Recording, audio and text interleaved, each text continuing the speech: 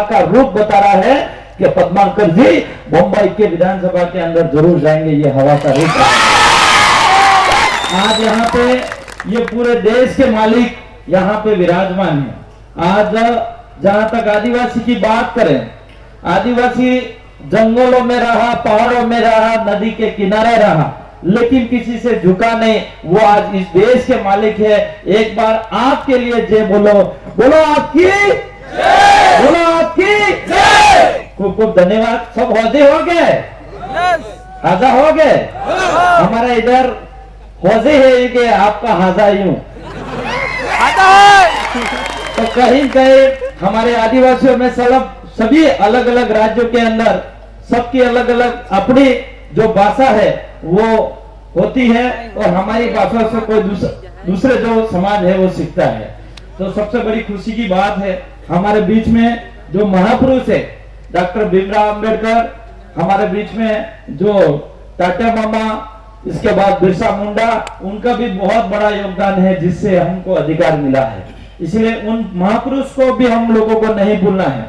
आज जो लड़ाई है, अभी हमारे बीच में जो उम्मीदवारी जता रहे हैं, जो विधायक उम्मीदवारी जता रहे, उन्होंने काफी सारी बातें रखी इस मंच पे, और मैं भी कुछ रखना चाहूंगा उनका। जहां तक मैंने सुना, मैं कल से हम राजकुमार जी रोहत साहब, हमारे जो सांसद साहब है, हम कल से यहाँ पे महाराष्ट्र के अंदर दौरा है, तो उनके बारे में काफी सारा हमने सुना है और देखा भी है कि पद्माकर जी एक बहुत ही संघर्षशाली है, जो एक बच्चों से लगा के बुजुर्गों के लिए हमेशा धरातल पे रहते और संघर्ष करते हैं। चाहे सुख दुख में कभी भी जरूरत पड़े तो आधी रात को आपके बीच में आके खड़े रहने वाले पद्माकर जी हैं, ऐसा हमने सुना है और ये हकीकत भी है।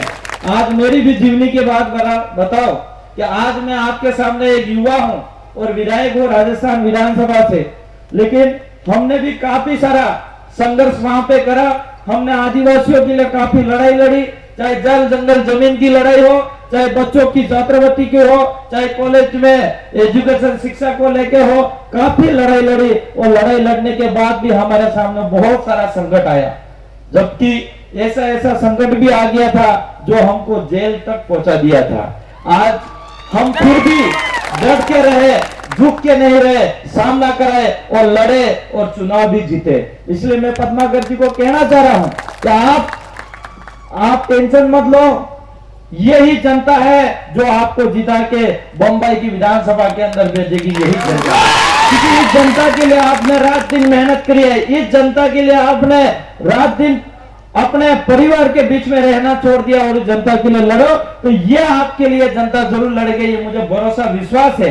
क्योंकि उन्होंने हमेशा बच्चों के बीच में जब छात्रवृत्ति की बात हो, जब बच्चों को एडमिशन के लिए बात हो, बच्चों को किसी भी प्रकार की बात हो, हमेशा लड़ाई उन्होंने लड़ी है। इसलिए मैं यहाँ के महाराष्ट्र के युवाओं को कहना चाह रहा हूँ, अक्कल विधानसभा खोल से कहना चाह रहा हूँ कि आप सबको तैयार हो जाना है, रात दिन एक कर देना है। विधानसभा का चुनाव 20 तारीख को है, मात्र अपने पास 2 दिन बचे हैं, और 2 दिन की मेहनत ऐसी कर दो जो 5 साल तक आपके लिए काम आ जाए। ऐसी मेहनत आपको करने की जरूरत है।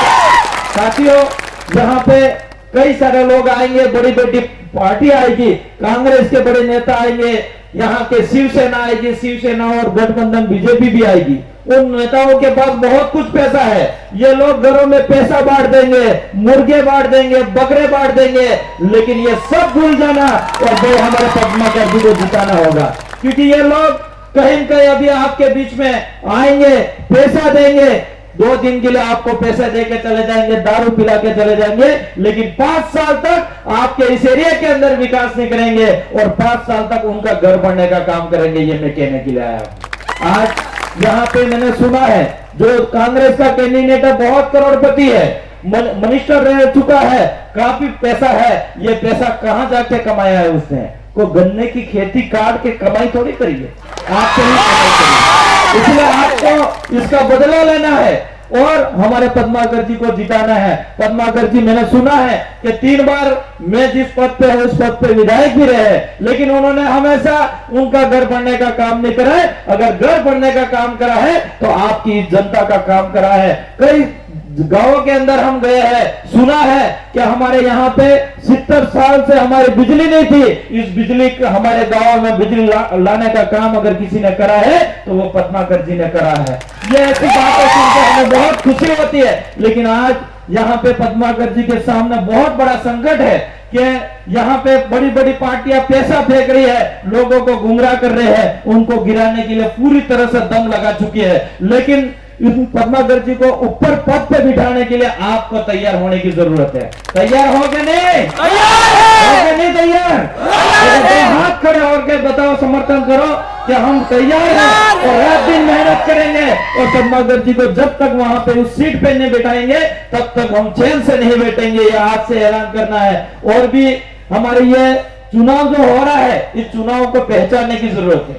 साथियों, ये चुनाव आम चुनाव नहीं है। ये चुनाव एक हमारे इस एरिया के अंदर जो अच्छी शिक्षा नहीं मिल रही है, इस अच्छी शिक्षा स्कूलों के अंदर दिलाने के लिए ये चुनाव है। ये चुनाव है हमारे इस एरिया के अंदर जो हॉस्पिटल है, उस हॉस्पिटल के अंदर डॉक्टर नहीं होते हैं, दवाइयां सही तरह से नहीं होती है, उसके लेके ये चुनाव है। हमारे इस एरिया के अंदर जो जमीन है, जो हमारे पुरखों ने जमीन कब्जा तो कर रखी है लेकिन अभी तक खातेदारी नहीं हुए, इस जमीन को खातेदारी करने के लिए ये चुनाव है। साथियों, ये चुनाव हमारे इस जल जंगल जमीन को अधिकार दिलाने के लिए ये चुनाव है। और ये चुनाव, ये अधिकार तभी मिल पाएंगे जब यहाँ के आदिवासियों की धरातल पे जो आवाज है, इस आवाज को बंबई की विधानसभा में रखने वाला बुलंद आवाज से रखेगा, वो आवाज जाएगी, तब जाके हमारी इस आदिवासी की आवाज पहुंचेगी।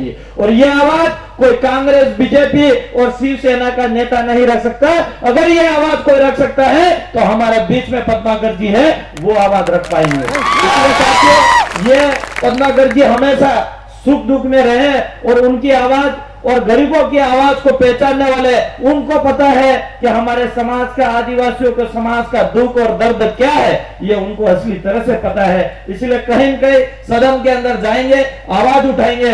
और मैं कहना चाह रहा हूं, राजस्थान विधानसभा की आवाज हम बनेंगे, वहां के आदिवासी, और यह महाराष्ट्र की आवाज या हम मुंबई के अंदर जाकर पद्माकर जी बनेंगे और हमारे दूसरे साथी विधायक ये बनेंगे। इसलिए मैं ज्यादा बातें नहीं रखूंगा क्योंकि 12 बजे तक ही हमारी परमिशन है। हमारे बीच में जो मेरे बड़े भाई हैं, सांसद साहब राजकुमार जी रोड साहब, वो पूरी जानकारी आपको देंगे। हम क्या करते हैं, कैसे करते हैं, किस तरह से हमारी क्रांति लाए हैं, हम समाज को किस तरह से ऊपर उठाना चाह रहे हैं, वो पूरी बातें वो रखेंगे। मेरे कम शब्दों में मेरी बात को यही विराम करूंगा। मेरी बात को सुना इसके लिए खूब खूब धन्यवाद। सबको जय जवाहर।